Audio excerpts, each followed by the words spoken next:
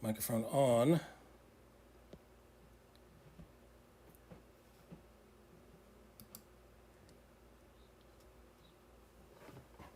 Can you hear me now, Comics in the Cross?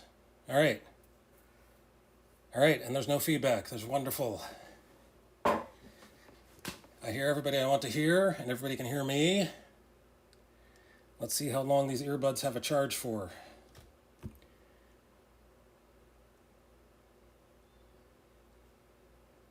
All right. So I'm going to shout out.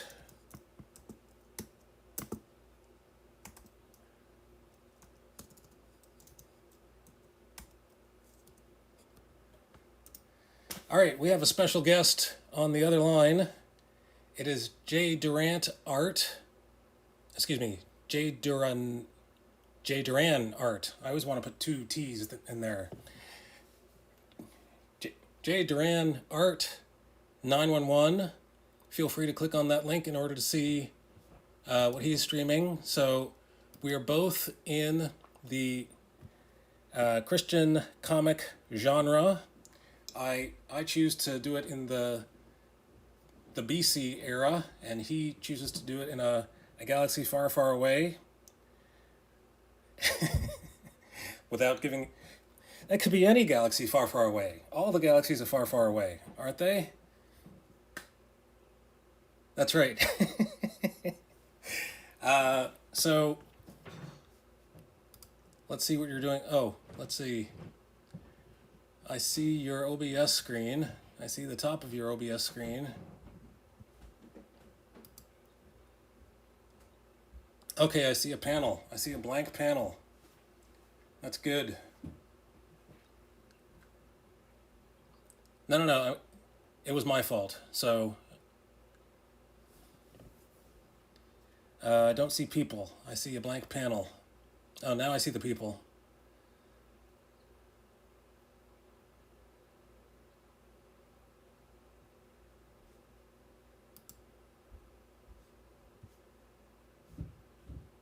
No. No, I do not. No. Yep, now I do.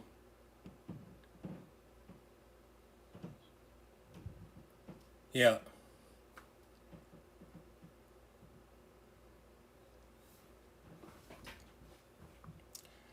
All right. So, can we talk about what your book is about and what the premise is and oh my.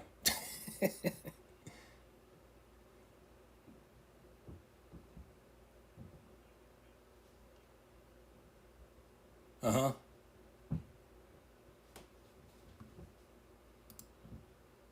Uh okay. Yeah, much better.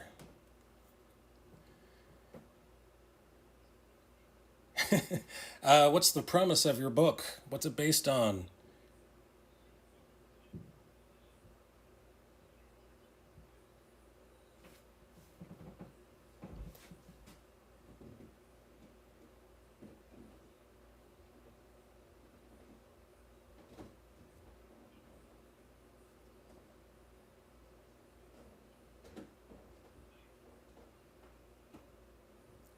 Um, before you say, so hold on. They say that they can't hear your voice. And that yeah. Um,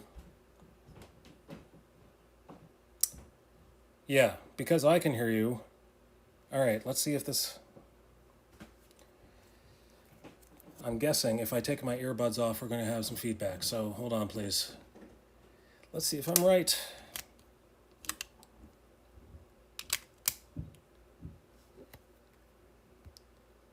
Okay, go ahead. Talking. All right. So good? What does the chat say? What does the chat say? Does it sound good? Yeah, CK hears you. Can you hear us on both streams?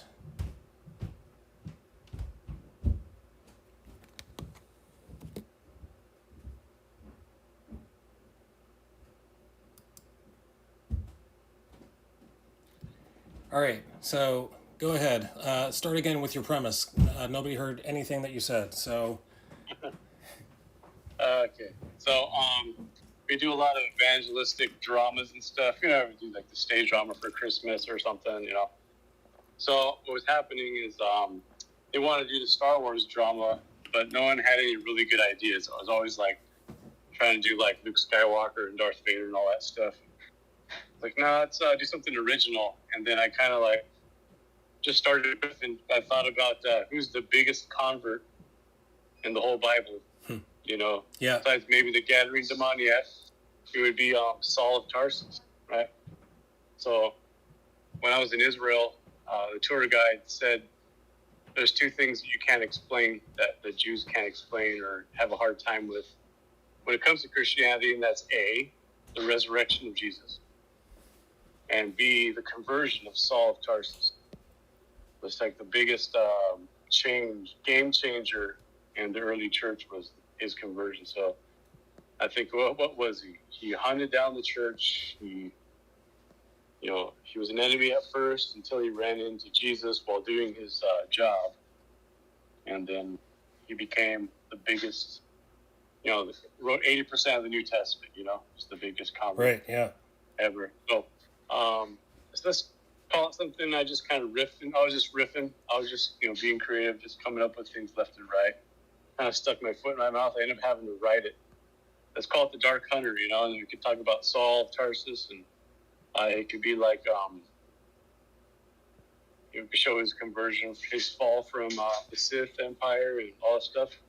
And it just kind of ballooned, mushroom clouded out from there. And next thing we knew, we were building props, making costumes, recordings, putting a soundtrack together to trigger live sound effects and everything. So it was really cool. We did it about 4 or 5 times. We even did it once at one of our LA churches, one of our Riverside churches. And before COVID hit, we had a whole slate throughout 2020 of different churches we were going to go with the play, where we were going to do it, and until it got kind of shut down. So, but me being a long-term Star Wars fan and reading a bunch of books, almost all the Legends books, and collected as much of the comics as I could. I just liked how it all intertwined and fit together. So, let's make a graphic novel too. Maybe we'll get to the point where we can get these printed out clandestine, and then, hand them out at the play to little kids or something. And so they can remember the story. And that's just kind of when I started drawing again. And so I hadn't really drawn seriously since I was a teenager. right, So when I was a little kid, we used to do flyers for the church. We used to do them manually. We'd find some art piece of artwork, shrink it down on a copier, and stick it all on a 8.5 by 5.5 piece of paper. Then copy that, then double it, and we print out 2 on a page and cut them out. So yeah, they always had me do drawings for everything. I was always drawing the flyers for the church when I was 10, 11, 12 yep, in my teens. So, but I hadn't really done anything since then, because I've been really involved in, I grew up, I have a career, I was in the ministry for about 10 years too. So I had some things I was working on. So I'm looking at your drawings, and I'm wondering where your style come from. Who do you emulate? Because it's not David Finch. That's who I'm trying to look like. Who Right. do you know? I have some Finchian things that I do, because I'm relatively new. So, but I would say Jan Duursema, Duursema. Okay, She did a lot of some Star Wars stuff. She did a lot of the Clone Wars, and she did Star Wars Legacy, and a couple of different ones. But she had kind of a realistic, kind of a grown-up style. I think it was a little too, kind of, I don't know. There's some things I didn't like it, but she took care with faces. She would take a panel and communicate something with just expressions of the person's face. So I kind of became a student of how people's eyes, mouths, stuff look. I'll say that one of the bigger influences is there's 2 of them probably. James Reyes. He's the box office artist. You know him? Oh, yeah. Yeah. I saw one of his most detailed drawings of like a video, and I was just like, whoa, what the heck? So I started looking at all his instructional ones, and I think the thing that really tipped the scale for me was I watched Jim Lee drawing on a stream. Yeah. And this kind of sound funny, man, but when I saw him erase, like he was doing the Thanos, and then he erased something. I was like, what? You can erase? And then he erased it. And then at one point, he just started over. He like crumpled that one, tossed it, and started with a new one. Like, what? You can do that? The heck? Yep.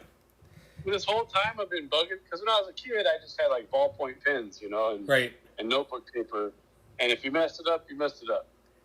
And so I was the guy that would do always do the sequential art for the book report for the team project. I was always doing the artwork, and it was always stressful because like you just mess one thing up, you got to black it out or make up something to cover it up. Whiteout was like buying, I don't know, Starbucks shares or something back then. It was expensive to me, so it was like either pencil or if you do pen, man, that was it. But I saw Jim Lee erase, and I was like, you can start over. You can correct yourself. And I was like, wow. Mind blown. Yeah.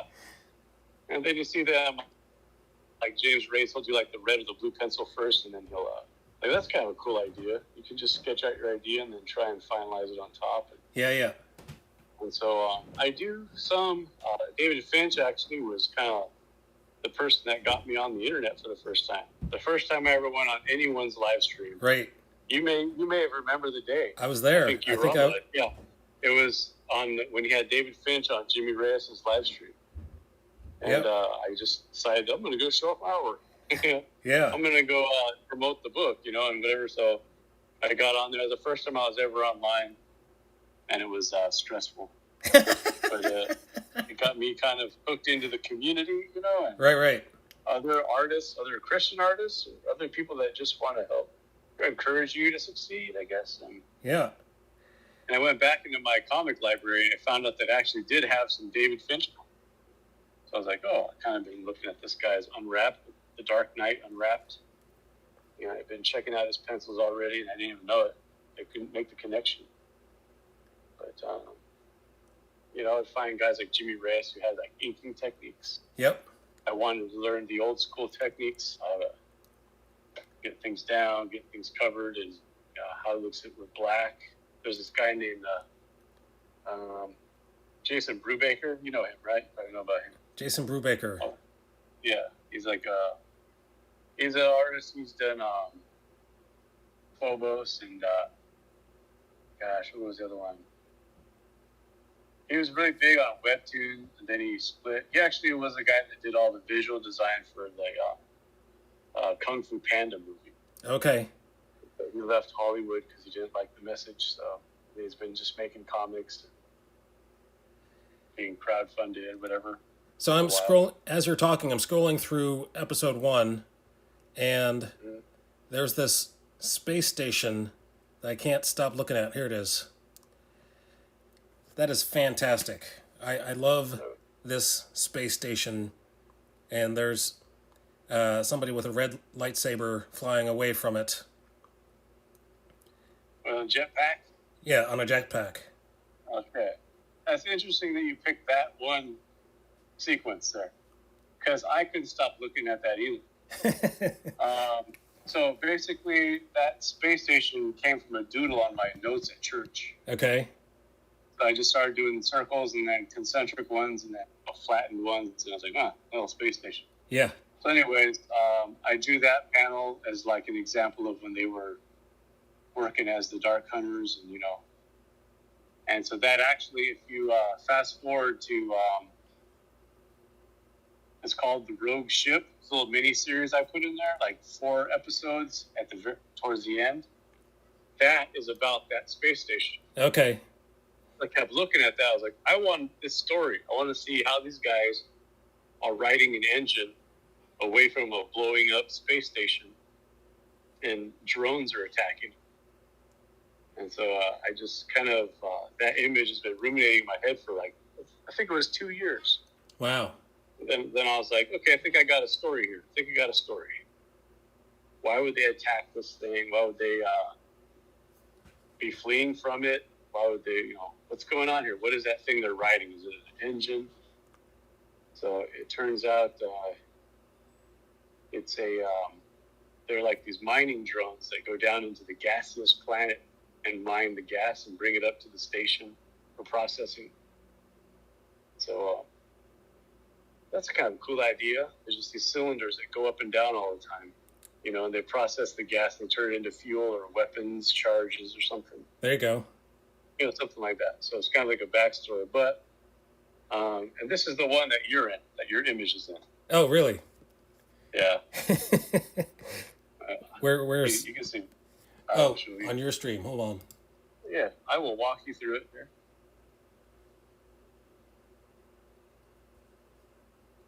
Okay. Where is Bad Blood? Okay, so anyways, I'll walk you through it. This is kind of fun. Okay, so here's the station. Look familiar, right? Space station. Oh, can you see that station. I was looking at episode 1. There's another space station there. So you're talking about chapter 3. Yeah, I'm in chapter 3 now. See, chapter 1, where are you at? I know where you're at. You're the very first chapter, right? You're talking about chapter... the intro, the prologue.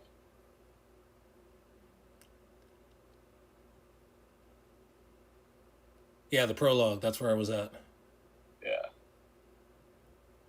All right. So here we are. Oh, there, that one. See that? So I was looking at this. I'm like, what's the story here? Right. They got those like drones with legs on them coming after them, and they got this guy with a jetpack rolling away, and they're riding some kind of cylinder. Like, what the heck is this? And this guy's hanging by a strap or something. Mm-hmm. Yeah, it's just and this guy's shooting light, and so like, what's going on? What in the world? And this guy has the tentacles from his robot or his droid arm steering it. This is going to be interesting. But I just was thinking, what could the story be? Okay. Right. So then, fast forward to the rogue ship. And this is the story of that space station. Oh. So this is, so this is that space station. Wow. Yeah. So I'm in a prequel. Yeah. So then this is where he goes in. And it turns out your character... Hold on. The administrator of this gas mining facility. Wait, this is important. I have to get to the right page to make sure that I can show my fans, my followers, my face. Yeah. So where are you in? Where should I go? Keep scrolling down from the rogue ship, and this is chapter 3 of the rogue ship. I think it's part 1. It's part 1. So the bottom of my page has 1 through 14 going from right to left to right, rather. So it goes from 1 to 33. Episode 26. 26. Episode 26. The Rogue Ship, Part 1. Here we go. Yeah. These are some people that we know. Yep. Okay. So speaking of people that we know, apparently you hired some child labor for the summer. Yes, I did. He's not till part 4, I think. So there I am. There you go. That's the first turn around. So you're the administrator of a gas mining facility. Yes, thank you. So let me see. Anyway, so I like this part. Terrorist gets all bad. I've never looked more heroic. Yeah. And so anyways, your character is kind of like playing both sides. So he has a permit to be in Imperial space and supply them with this gas that he's mining. But he's also when the Jedi's ships and expeditions come in from wild space, it's just like the outer rim of the galaxy. He allows them to come in, get repairs, and refuel and do all kinds of stuff at the station, clandestine, like illegally. So that's what he's been doing, and that's what this couple. This is if you recognize Mark and his wife, Right. Mark Goldfein and his wife. Mark is So in the they're upper like, right-hand corner of my Yeah. screen, and that's his wife in the bottom two corners with the red hair, short red hair. Yeah, so she's a Jedi girl, but they're trying to hide her presence. Oh, And so Harris and the crew, they break into the station. They've been suspecting this has been going on, but they've never had proof.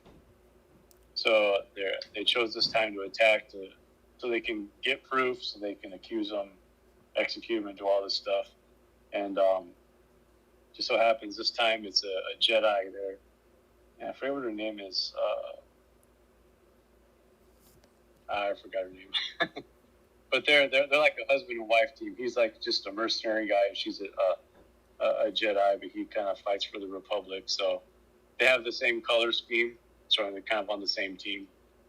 And then she's got her lightsaber strapped to her forearm, which she's kind of hiding behind her digital clipboard. oh, and it's purple. Yeah. I see. Yeah, she breaks it out. It's like this purple saber.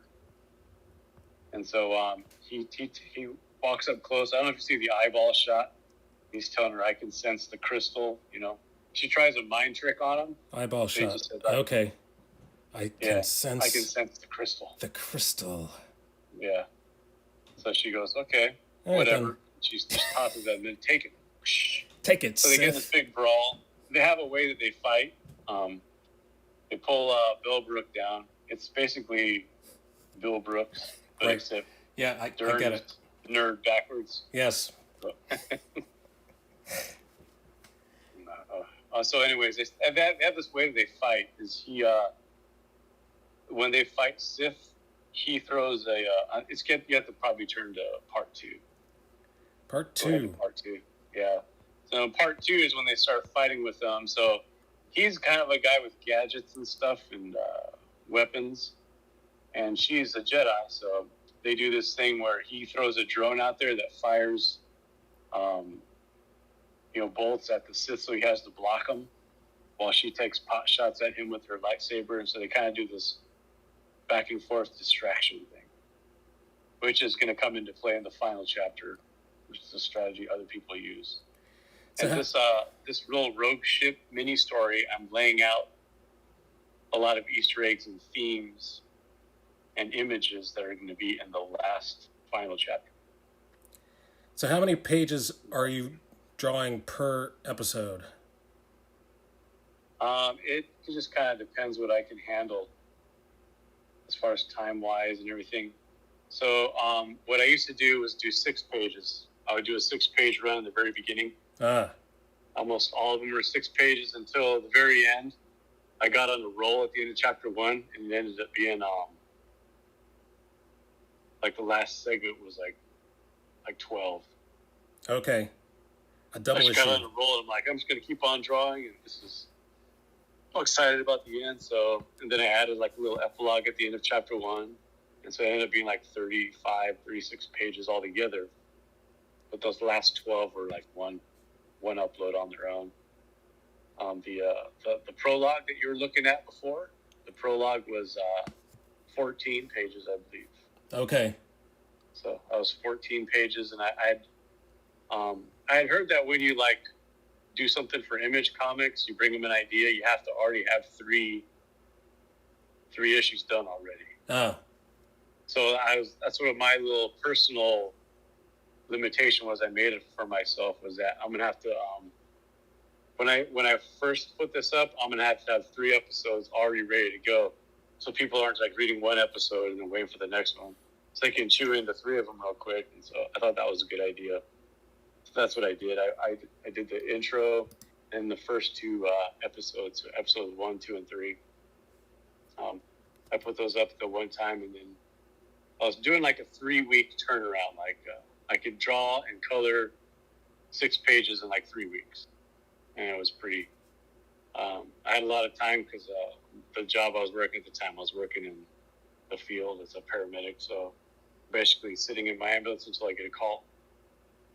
So when we're this long post moves or long downtime, I was always coloring on my iPad. Yeah. I would draw at home, color at work, and I could get a lot done. Just recently, I took a job in the office where I'm a clinical educator now, so I don't have that free time as much.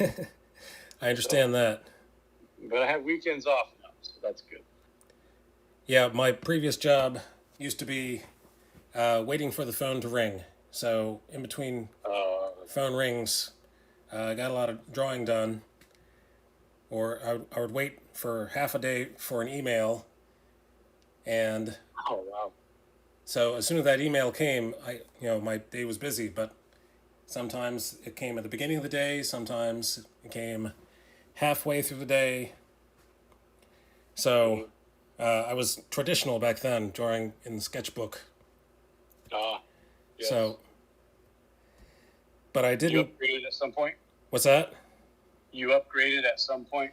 Yes. So I started working at home, and then watching Jimmy at home, and I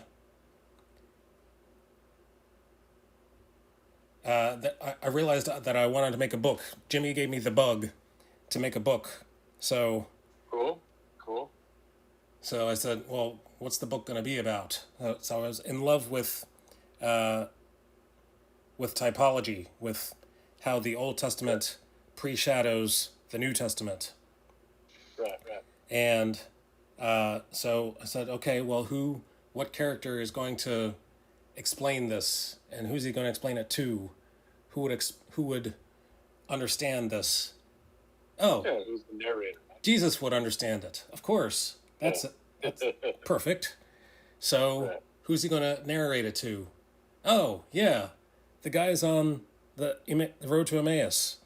So that's a pretty good idea. That's a pretty cool concept. What did Jesus say on that road? Yeah, I'm not the first person. No, I've never heard anything like that before. There have been books about this before. Okay. So, fiction or typology books? Like study books or like stuff, stories or what? Good question. I've only seen the titles on Google. I've not actually read these books, but well, it's as good as original then. Yeah, exactly. So I have. It's based on my studies on typology. So I'm not. I am making up the dialogue. I'm making up, how I think they would have talked to each other, but the facts are based on. The facts are the things that are not controversial. Right. Well, never mind. Typology in itself could be controversial. The way not everybody believes in it. So, but enough about me. I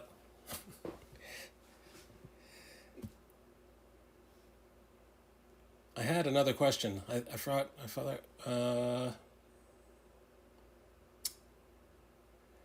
I think I'm out of questions. I think I'm fresh out of questions. Oh, so how can people find your book? So I have to shout out Webtoons. Yeah, right now it's on Webtoon. You just go to webtoon.com and then you can search for Star Wars The Dark Hunter or just The Dark Hunter. And it's just a guy holding a lightsaber, up close face shot. That's the one. I suppose you could put a link in the chat or something. I'm searching. I should have thought of this before I called you.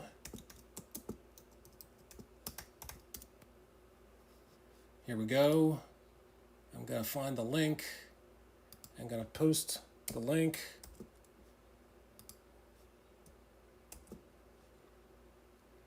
Bam. There you go. Right on. what my plan is here is to, I already have a domain that I bought, paying for, I'll say, Oh, called Alter Media, what it's called. And I'm going to be hosting, I'm going to make a 3D flip book of all the chapters. And the Rogue Ship little mini story is going to be a quote unquote annual. oh, Eventually there's going to be there's going to be 5 comics you can go to that website, click on, and read. Because chapter 2 is very long, so it's 2 different. It's going to be chapter 2, part 1, and part 2. The chapter 2, just coincidentally, because people care about this kind of stuff, but chapter 2 I did pretty much 90% with traditional media. Made myself do it digital, so traditional because I wanted to build the skills. That's when I was really into the David Finch and the Jimmy Reyes streams and everything. yeah, Learning drawing techniques and just hoarding art supplies. So yeah, exactly. now, after chapter 2 is over, there were some things I just had to do digital because of where I was at. I had to do a couple of pages just digital because I was away for a week at a conference. I just had some wild idea and I had to get it down, had my iPad with me. But for the most part, it's like 90% traditional media. And, guys like Pete DeSilva, and he's got original... Yeah. He's got original artwork at his house. I would send him the pencils. He'd print them out on a piece of paper and ink them traditionally and scan them. Send them back to me, some of those pages. So he's even got some original artwork too. Yeah, Pete did the coloring for my cover. Right. I saw what he did for you, and I tasked him for about 3 pages of the last episode that I uploaded. All right. Yeah. So I've been trying to spread the work out, but it really it tends to cause more anxiety for me. Not just because people just don't do things my style. That's one thing, but there's also like time frame that people are just like they have their own lives, their own jobs and stuff. So yeah, they're kind of like, well, I'm gonna finish off some extra time with. Oh, my dad got sick, or right. This happened, that happened. So, what would have taken me a week to do to color 3 pages, stretches out to like 4 weeks. Because other people's circumstances, which is fine. There's no hard deadline, but sometimes you ask someone to do something, they'll be like, okay, I'll do it in 3 weeks, and it goes on 3 months. It's time to move on. You know what I mean? Yeah. But I can't. My readership. I waited. It had been 6 months before I uploaded at one point. I got to put something up, or I'm just going to lose the following. I'm going to be uploading for new people the whole time. So yeah. So I have, I had Tomic. I had Tomic's picture in here, right? He was like 16 at the time. He looks like he's 12. Wait a minute. His reference photos he sent me. I just saw a cast of characters. Hold on. At the very bottom here, at the bottom of 27. Oh, you have to go to 28. 28. Yeah, you're in 27. You're in Mark and Sophie. So here's the bottom of 20. Yeah, same ones. Plus a girl from my work named Danira. I put her in there. She was my partner I worked for while watching me draw it, so I asked her. She wanted to be in 29. In 29, that's where Tomic is. So it looks like you made Tomic art one of the Expendables. Yeah, he might die. He's a weapons guy or like a radar tech or something. He's the one adding the stress to the scene. Yeah. He's like 600 meters to impact. Did you see my description of him?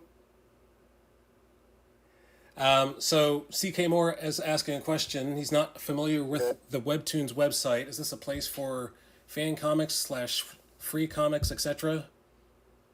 Yeah, it's basically manga. A lot of manga and Asian stuff happening.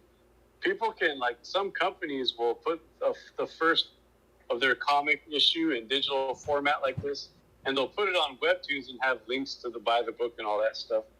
So people kind of use it for ads and stuff. There's a lot of fan stuff on here, like mine is. This is just the one place that I thought had the biggest reputation, in that Jason Brubaker was on it. He knew it. He had some how-tos on how to upload to Webtoons and stuff. So I just kind of jumped on that. If I would have known, there's like a readership here. I have over like 1,000 followers now over here. Yeah. And then I have over like 40 or 50,000 views total for the whole project itself. It's just, you build momentum the longer you're consistent. So It looks like it says 22,000 views, okay, 1,238 readers, readers. and a 9.61 rating. I'm assuming Cool. that's Still in out the of nines. 10. 9.6 out of 10 ain't bad. Yeah, I talked to some guys. Some people are kind of like Star Wars snobs. Like, it doesn't totally go with canon. Yeah. They're kind of like that. So that's kind of what you get dinged for if you do get dinged. Well, I myself am a Star Wars fan, and I live with some Star Wars fans of varying degrees. So Yeah. I know who you're dealing with. Right. Yeah, it's like one guy, I've been asking people to do fan art, and I would put it up on Webtoons at the end of an episode and stuff. So one guy actually did me some fan art. He put one of my characters, drew him real good, like attention to detail, but he put a TIE fighter exploding in the background, right? And so, like, Mark saw the picture, and Mark's one of those kind of guys. So he's like, that TIE fighter wouldn't exist in this era, and started giving him a hard time. Uh-huh. So the guy went and he redrew the whole background because of Mark. Right. I'm like, don't me draw it, dude.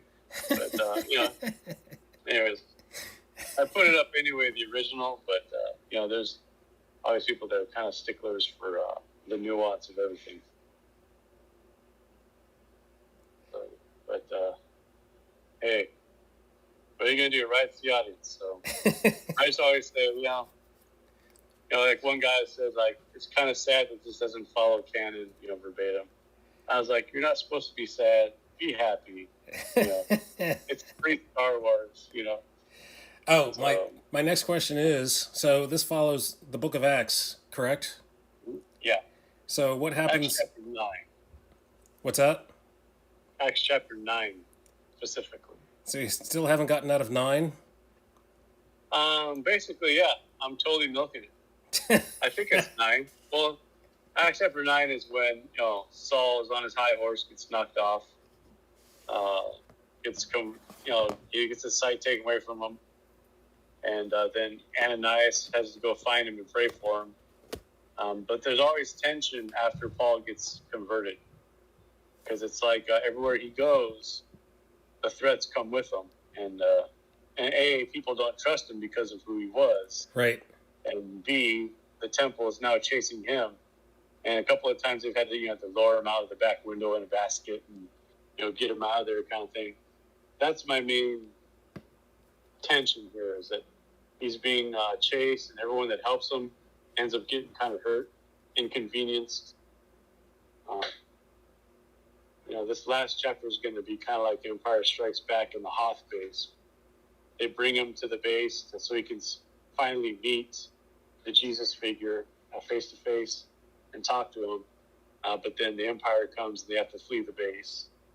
And he has some decisions to make, and everybody has to just trust that Elion, who's the Jesus figure, Elion has everyone's best interest in mind. So everybody has to have faith in this book, not just the main character.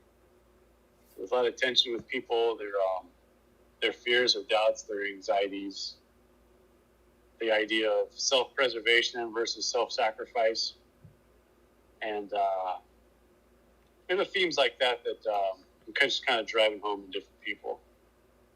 And of course, the Sith are just constantly backstabbing and fighting for position and power. So as a antagonists, those guys are usually pretty fun to write, to have in your book. Because, Yes. you got the main guy's got his thing, but all the under sheriffs also have their little goals. And so if you read about the core Sith, the four of them, they all have their different little objectives that they're working on. So everyone's got to be kind of interesting. And the last chapter of the book, hopefully I'll finish it this year. It's going to be everybody's going to come to a head, so to speak. Okay. Wow. What are you going to do after that? What are you going to... I was thinking about doing something like the Acts of the Force. Okay. And going off, because by the end, the Quell Station, the space station story, we have some survivors from that. And they're going to have some objectives by the end of the book, and some friendships and some relationships that are going to blossom. There's going to be the crew on board the Abomination. If you read the book, there's some of the crew are kind of like sick of being treated like dirt. Mm-hmm. They're gonna escape the final battle. So they're gonna have like a thing going on. There's gonna be some character reveals and stuff that are gonna happen. And there's gonna be obviously Viz Cody and his little clan are gonna go off and do something. And the main character is gonna. Do you know how the Apostle Paul had to go to Asia for 3 years?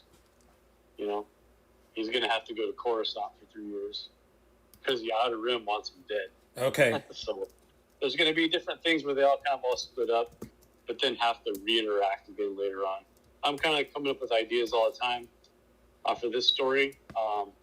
What I want to do, like my heart's desire, is to do a book called The Star of Life. Hmm. And it's going to be basically... the Star of Life is like the medical symbol, the serpent wrapped around the pole. Okay. And so it's going to be a cross of my experience as a paramedic in the field, 27 years.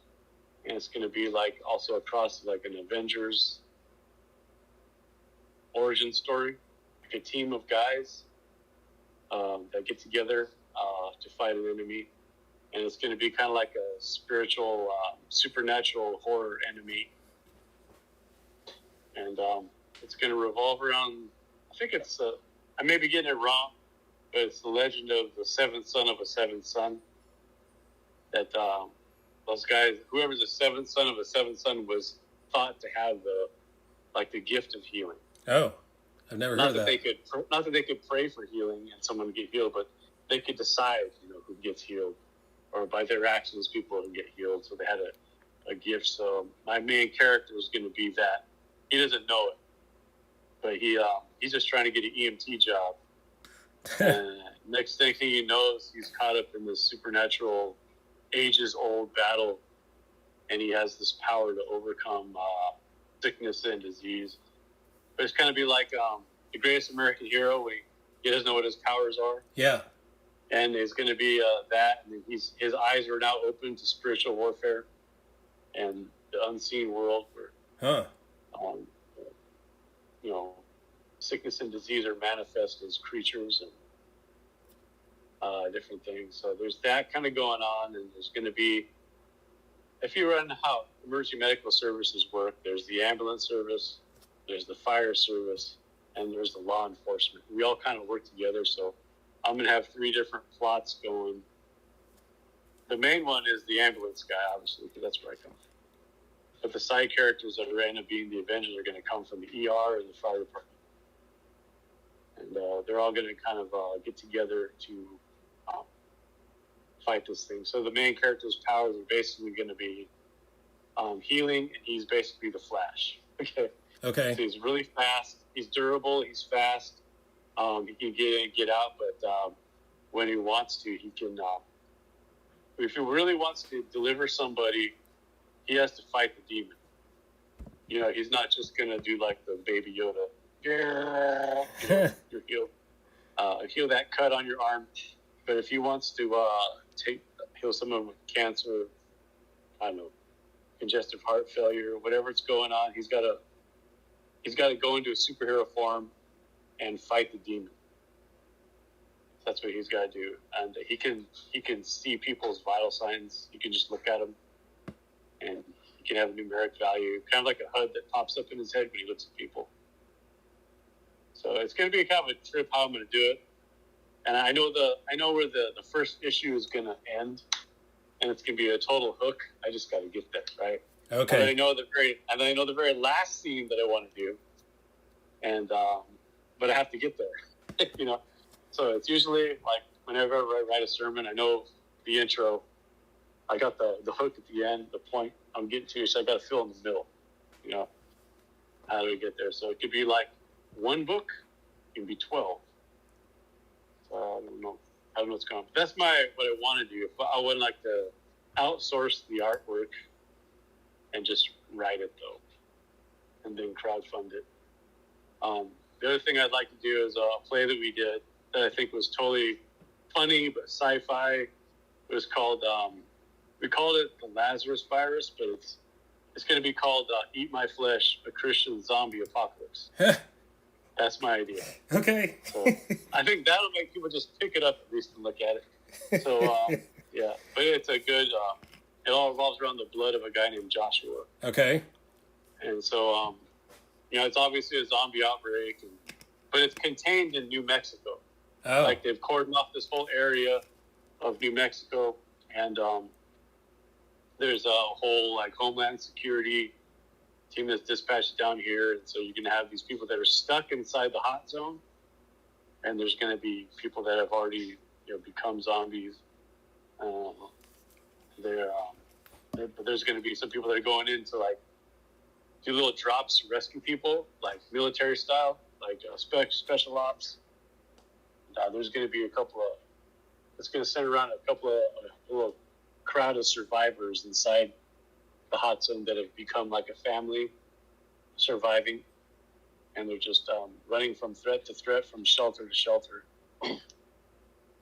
And they get intertwined with this group that's not there for rescuing, but they're there for this military group, about 4 guys that's there to find a guy. They're there to find some banker guy that was bankrolling the guy that created the virus on accident. So they run into this whole government plot. But they're just people from the streets. You know, there's like an ex-con, a lady who's estranged from her husband, a runaway.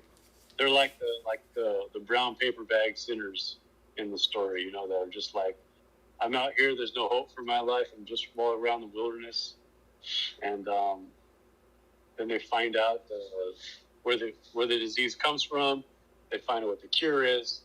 They get the cure. They use the cure, and then they are tasked with now going out and distributing it. So it's kind of like a gospel allegory.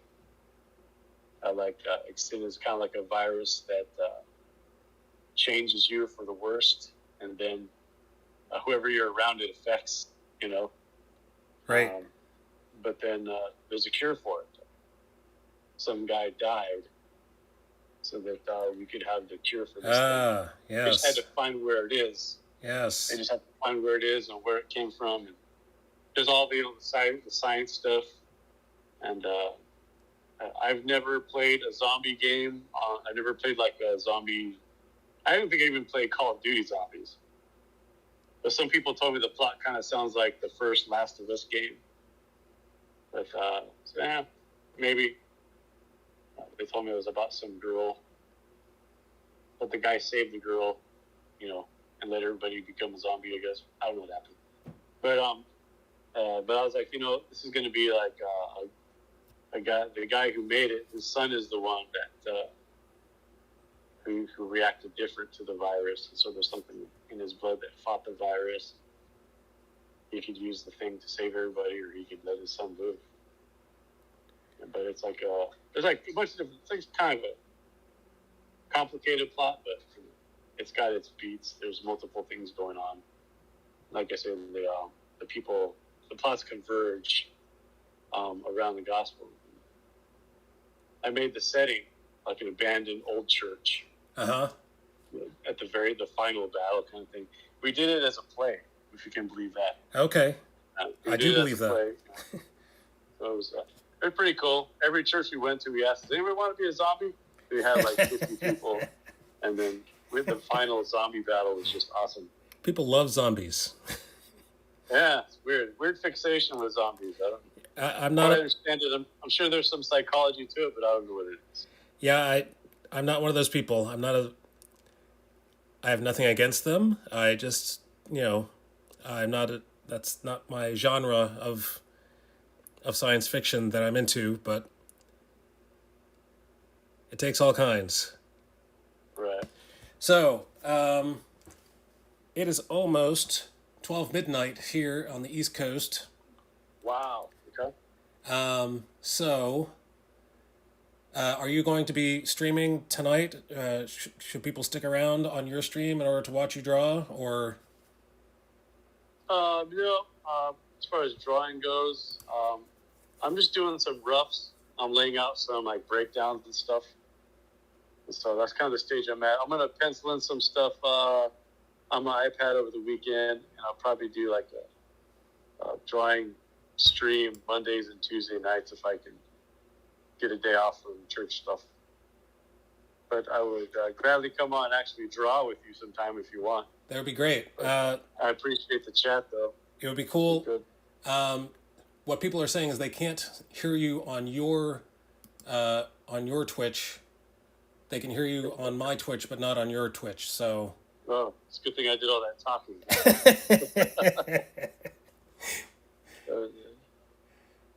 Yeah, so I just got a new computer, so my stuff isn't even set up anymore. If I'd have grabbed my laptop, it would have been all set. But my new computer, I had to log in, I had to set up my OBS real quick. You saw me doing that. So one of these days, I'll be ready to go. And okay. It'll look cool. But right now, it's not. All right. So it was good having you here. Good talking to you again. It's been a long time. Yeah. Wow. Let's see if do you have any ideas of anyone to raid? Since you're the special guest. There's a couple people that I followed. I don't think they're streaming right now, though. One guy. Am I on Firefox here?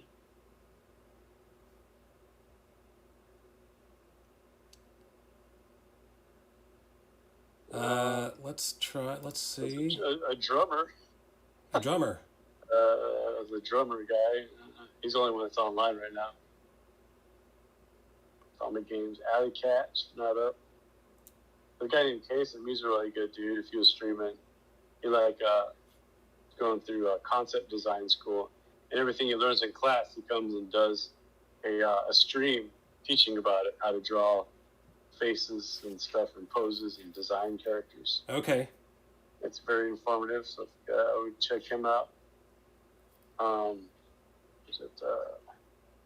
Bernard Chang's a good cartoonist guy. Oh. He usually has multiple cartoonists on, and they switch off every 20 minutes showing you what they're drawing. Okay. It's kind of like if you do drawn and quartered. Oh, yes, I do follow him as well. Oh, yeah? Yes. Okay, there's this new guy named Jim Lee. Follow him. Yeah. Teaches how to erase stuff. It's pretty good. Yep, that's how I found him as well. Crystal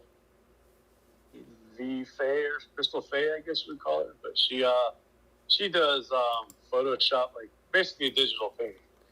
Well, tell you what. Kind of stuff to do by myself, so. I have found someone who is actually on right now. His name is Brother Xenos. And cool. Not only is he a Christian, but he's a comic writer. So he's writing a fantasy comic based on World War I. So, but right now he's just playing games. So you can talk to him about writing comics while you watch him play this game. So let's get on board the raid train. Thank you everyone for being here. Thank you, Jason, for showing us your book, allowing me to scroll through your pages. No problem. Thanks for inviting me. This is cool. Anytime. Feel free to go follow J Duran Art I've already shouted. Let's shout out again. I'm going to shout out at It's J Duran Art 911. J Duran Art 911. That is correct. Yes. There we go. It is in the chat. The computer filled out everything for me. So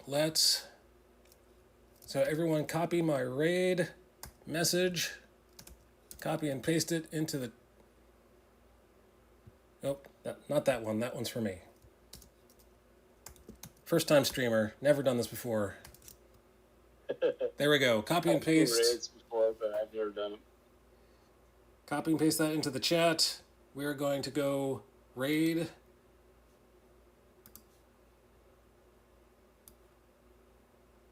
I should follow my own directions first before I go raid somebody. We're going to go find Brother Xenos. Xenos starts with an X, not with a Z. And we're going to start a raid. We're going to take in 5 people with us on the raid train. Thank you, everyone, for being here. And as always, may the Lord be with you. Bye-bye. God bless you. Raiding now.